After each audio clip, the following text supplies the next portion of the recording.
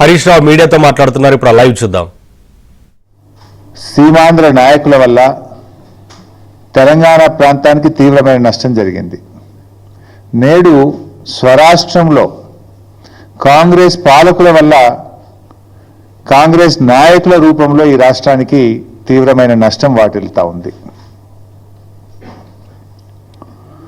ఉమ్మడి పాలనలో కొనసాగిన జలదోపిడి నేడు కాంగ్రెస్ పాలనలో కూడా మళ్ళీ మొదలైంది.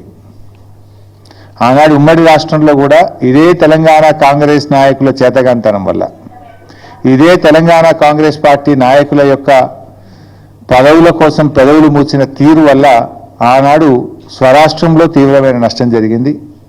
నేడు కూడా మరి గురుదక్షిణ చెల్లించుకుంటున్నారా, పదవులు కాపాడుకోవడానికి పాకులాడుతున్నారా, కారణాలు ఏమైనా కూడా ఈ రాష్ట్రానికి, ఈ రాష్ట్ర ప్రజలకు శాశ్వత ద్రోహానికి ఈరోజు కాంగ్రెస్ పార్టీ పాల్పడతా ఉంది.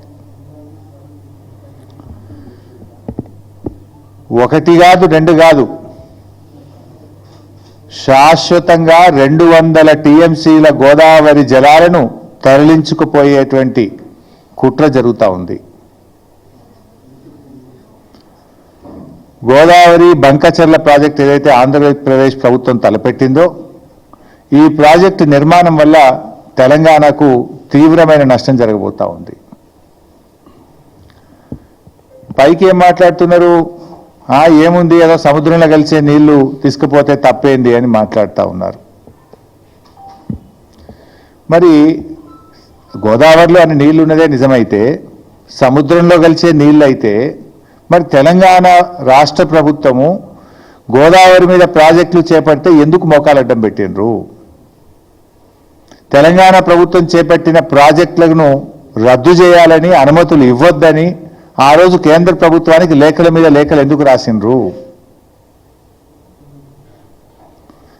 ఇదే చంద్రబాబు నాయుడు గారి ప్రభుత్వము ఆ రోజు కాళేశ్వరం ప్రాజెక్టుకు మనకు అన్ని అనుమతులు వచ్చినాయి.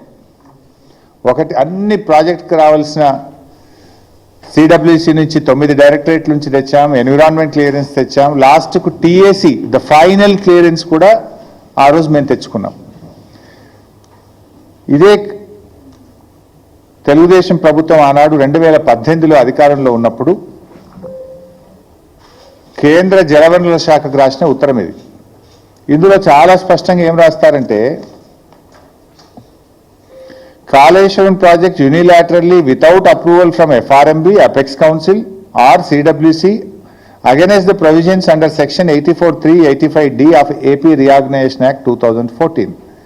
As per 11th schedule at para 7 of AP Reorganization Act 2014, no new projects based on water resources arrived at based on appropriate dependability criteria on Godavari or Krishna rivers can be taken up by the state of Telangana or state of Andhra Pradesh without obtaining sanction from Apex Council. ఇది మీరు రాసిందే.